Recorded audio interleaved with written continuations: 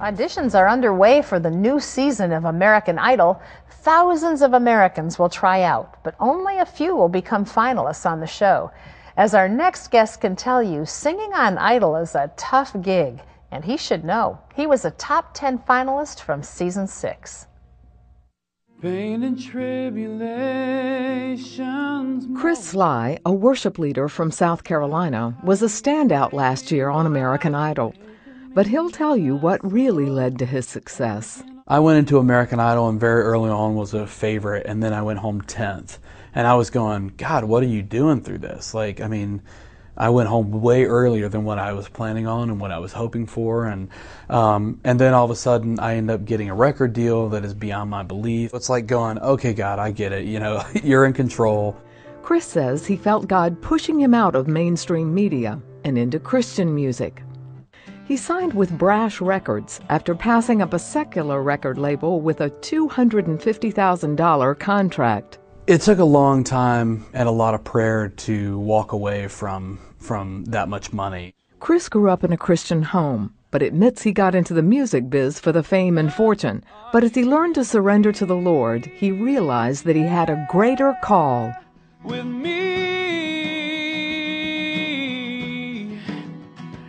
am I everything you want for me to be?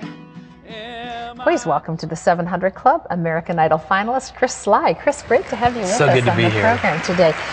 The last line of that story talked about a greater call that you felt in your life. Tell me about that. What is it?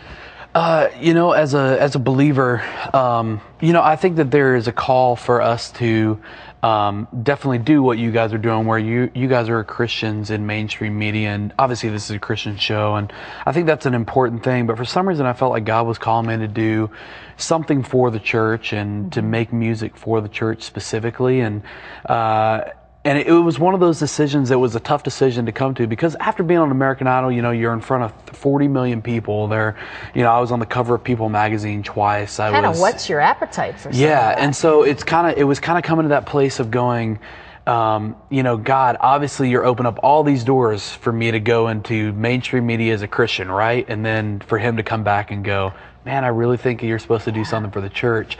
And so it came back, and, you know, it's an exciting time to be able to make music for the church and my brothers and sisters and for my family. Basically coming back to the family it's a great feeling. You had an interesting experience in college. You were actually expelled from college.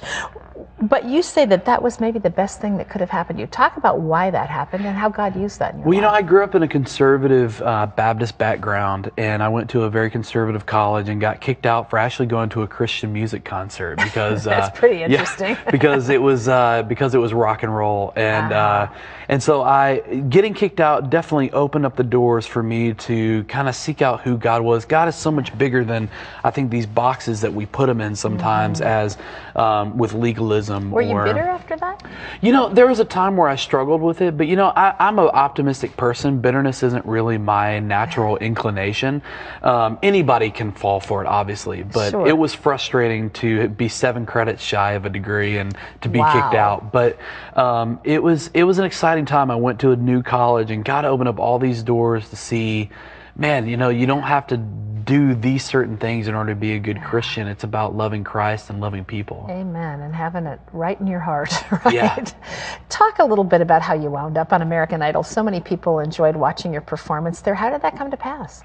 I just tried out kind of on a whim. I had a friend who said, this is your last year to try out for American Idol. You know, you're 28 years old. At the time, I was 28, and said, you know, you really should try out. So I went and tried out, and ended up making it all the way to the top 10. It was kind of crazy. I really didn't expect to make it past the first round. I went in and was dressed goofy and, you know, was acting goofy, just telling jokes, and, you know, it ended up making it to the top 10. So it was a pretty incredible experience. Yeah.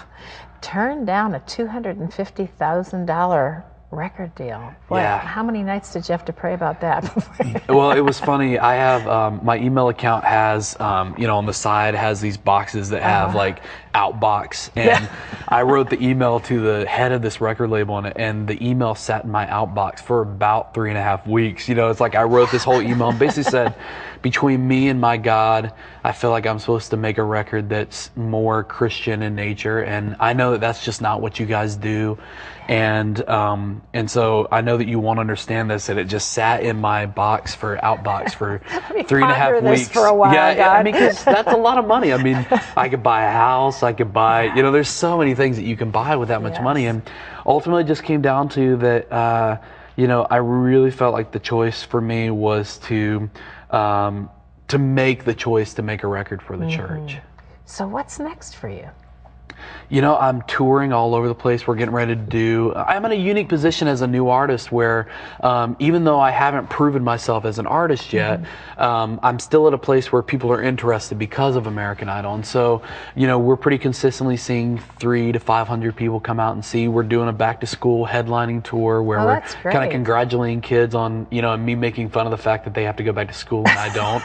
So, you know, it's a great position to be in. Over, isn't it? Amen. You're going to sing for us today, but tell am. us about what the song you're singing means to you. The song is called Empty Me, and it starts off kind of as my story of American Idol, coming off from the spotlight and coming to a place where I ask God to empty me of myself so I can be filled with Him. And it's a simple prayer that whether or not you're the President of the United States or a dog walker or a cheerleader or some chubby guy that was on American Idol, it's a prayer that all of us can pray as a prayer for our lives. When people listen to your release, what do you want them to walk away with? I want them to walk away with truth. You know, whether it's a love song about my wife or it's a song about God's mercies being made new every morning, I want them to come away and understand maybe a little bit more who God is through my lyrics. And that's a lofty goal, obviously. But as I write songs, I just want to convey truth that people are going to walk away with something more to hold on to than just a catchy tune or, you know, a hook, as they call it in the business.